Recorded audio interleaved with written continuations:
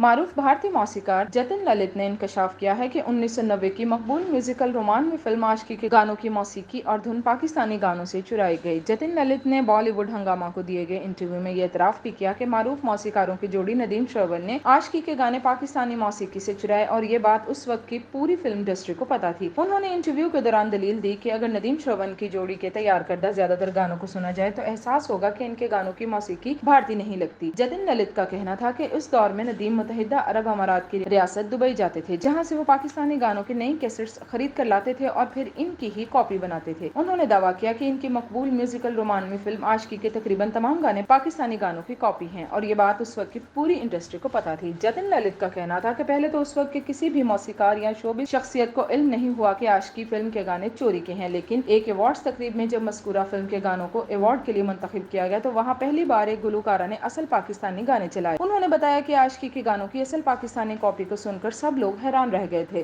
جتن للت کا کہنا تھا کہ عاشقی کے تقریباً تمام گانے پاکستانی گانوں کی کاپی تھے اور ندیم اکثر پاکستانی گانوں کی کاپی کرتے تھے۔ خیال رہے کہ ندیم شرون دو موسیقاروں کی جوڑی ہے جو کہ بھارت میں 1990 میں بہت مقبول ہوئی۔ اس جوڑی نے عاشقی سمیت متعدد فلموں کے گانوں کی دھنیں تیار کی۔ جوڑی کے مرکزی موسیقار کا اصل نام ندیم اختر سیفی ہے جبکہ دوسرے موسیقار کا نام شرون کمار راٹھور ہے اور دونوں نے شاندار گانے بنانے پر متعدد ایوارڈز بھی اپنے نام کیے۔